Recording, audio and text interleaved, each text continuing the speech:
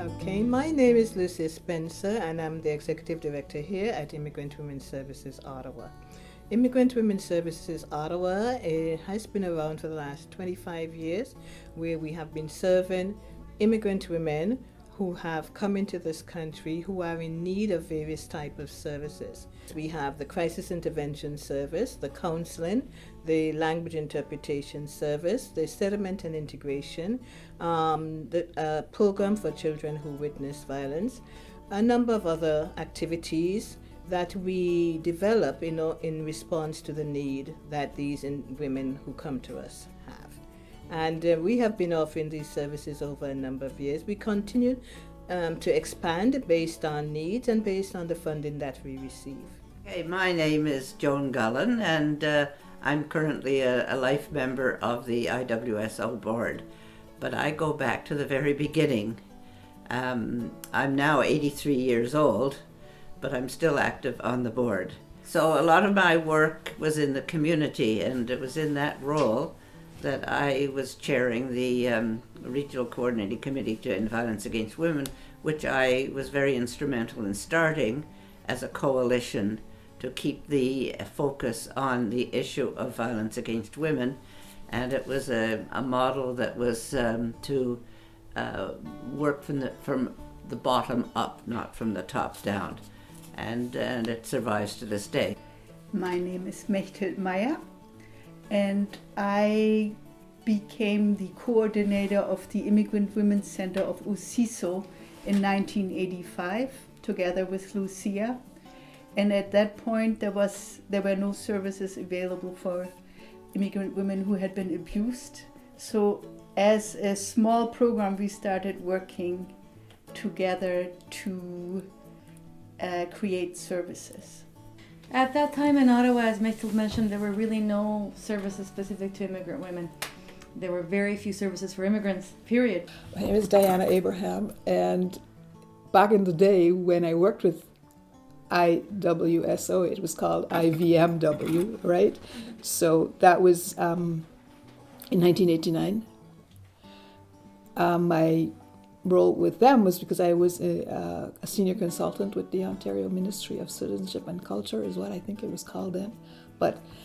And the program that I worked with was one that was designed to provide, at that time we called them cultural interpreter services to women who were victims of domestic violence. My name is Louise Atkins, and at the time when I first became involved with Immigrant and Visible Minority Women Against Abuse, which was what their original name of the Immigrant Women's Services, I was a funder with the Ministry of Community and Social Services in Ontario.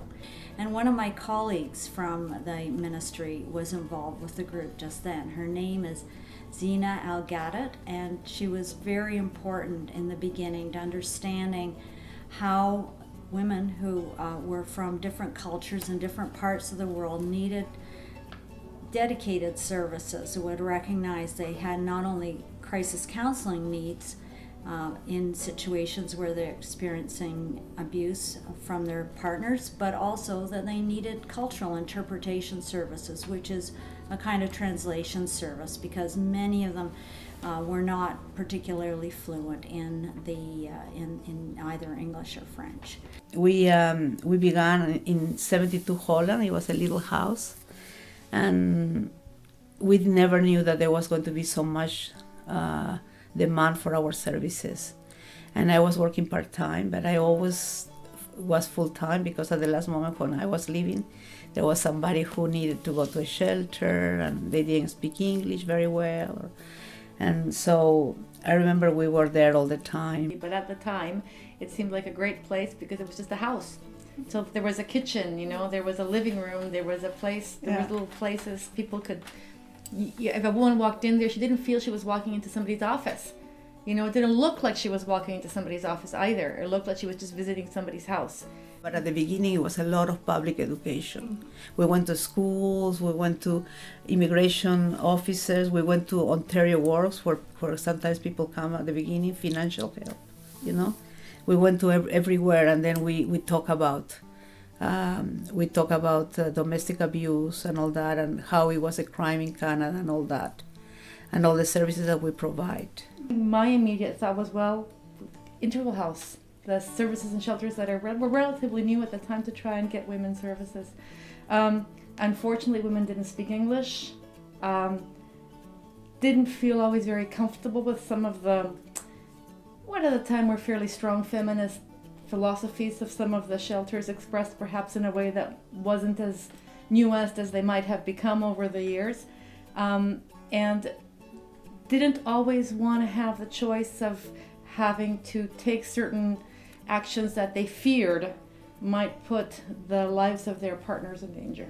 They just wanted them to stop abusing them. They didn't want them to be deported back to Salvador where they would be killed. So those were some of the dilemmas that the women were facing. Well, starting any new organization comes with its challenges. We identified a need in the community, and we decided to work with other women in the community to address these particular needs. So going after funding a new organization without any history or track record to go forward and to access funding, of course it's going to take us a while to do so, but we had the support of the Ottawa Community Immigrant Services Organization, and we had the support of many of the other representatives from the various organizations in Ottawa that lent some credibility to us, a small group, in trying to access the funding. I think the challenges with the group were similar across the province. One of the things was being able to recruit individuals who had the necessary linguistic skills. The challenges for the ministry with that is this was the first time this was happening in Canada in a lot of ways. And we had to figure out ways of how do you assess people's language abilities. And that was that was something then some tools were developed to do that. And they were actually developed by another organization in Ottawa who worked with the ministry to do it. And we did it first in Arabic and Spanish. The main challenge, of course, was to develop trust in the immigrant community to use our services, because as you could appreciate, it's difficult enough for a Canadian-born woman who runs into a violent husband, but for a woman who is very much part of her own community and hasn't been here that long, it's extremely difficult to leave, because she's leaving her community as well as her husband very often. We did our best to put people in touch with resources and with assistance and with help. I had women here staying at my house when they had to flee from their partners, that kind of stuff. But basically it wasn't really resolving the problem. So the need was that there were, as in any community, abused women and children. The existing services, both the mainstream services that were as receptive or unreceptive as they had historically been to women's needs, and the immigrant-specific services weren't really hitting the nail on the head. The women's program was within a settlement organization that the settlement counselors had to help not only the women but also the husband. So, and that for sure created also a situation that was not safe for the women, and probably also not safe for the settlement counselors, because there was obviously a conflict of interest, who to serve, who to support. And the settlement workers were also, like many of them, were very supportive of women's issues. Some felt that the family was the most important and keeping the family together was the most important, and not maybe knowing enough at that point how dangerous that was for the woman. The major challenges was, of course, financial, right? But we did a lot of fundraisings, and I guess today this is the same, because money is very important. But at the same time, like, it was also volunteers, a lot of volunteers that give a lot of time for the organization. A lot of new students who finish school, like social work and volunteer. I think there has been always a mix, like a strong volunteerism, like there were women involved who were not paid, but there was also from our side a very strong push for, especially for immigrant women, to actually get recognition for their work that they were doing and get paid actually, because that was part of our philosophy at the then Immigrant Women Center, that was probably for most of the women the most important thing, to get paid work in this country. You know, it plays a pioneering role or a lead role in a lot of different ways in terms of being out there on the front line and seeing what the needs are for the women, right? And I know that's what they do, and so it's always a question of looking for emerging needs, figuring out where you get the funding from to do it and how do you put it in place. And I think they've done a good job doing that.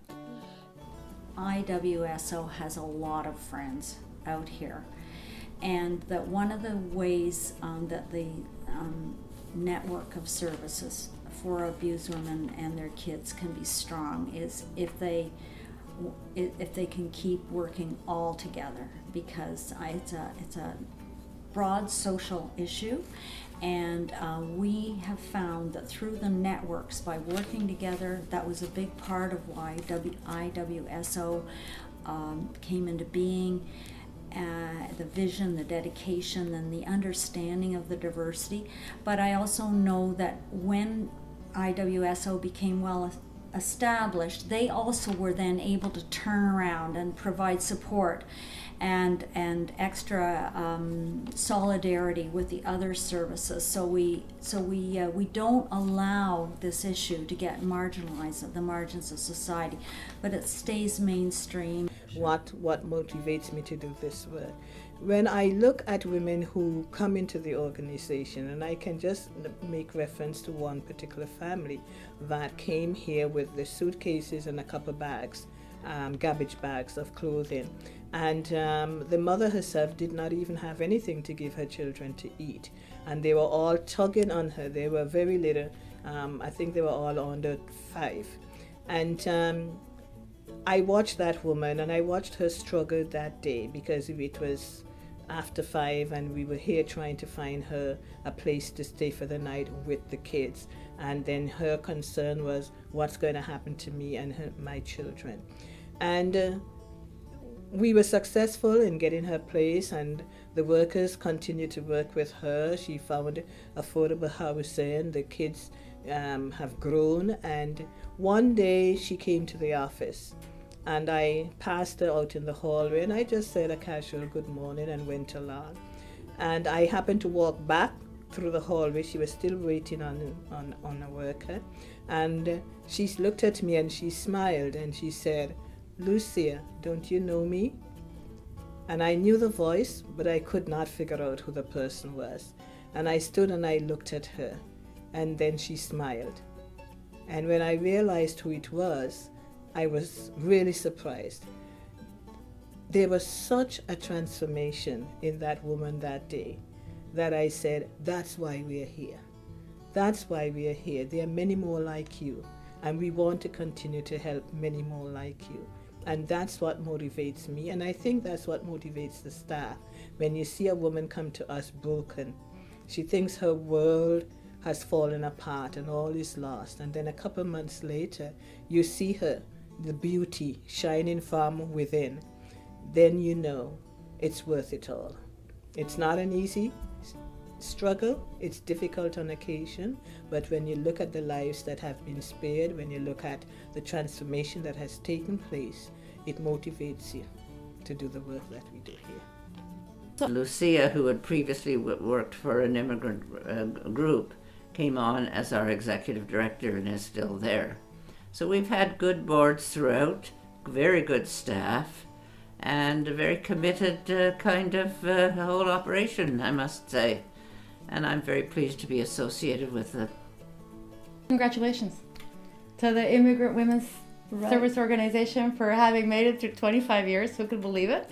And I'm just so happy that we're still there. And that's it. Felicitaciones. That's it. And it's just an absolute thrill for me to see that they've reached the milestone of their 25th anniversary, and that they're really, when you look at their history and what they've been able to provide to so many people and making Ottawa and the surrounding community a safe space for immigrant women, I think that's really profoundly wonderful, and I'm very proud to have been a part of it.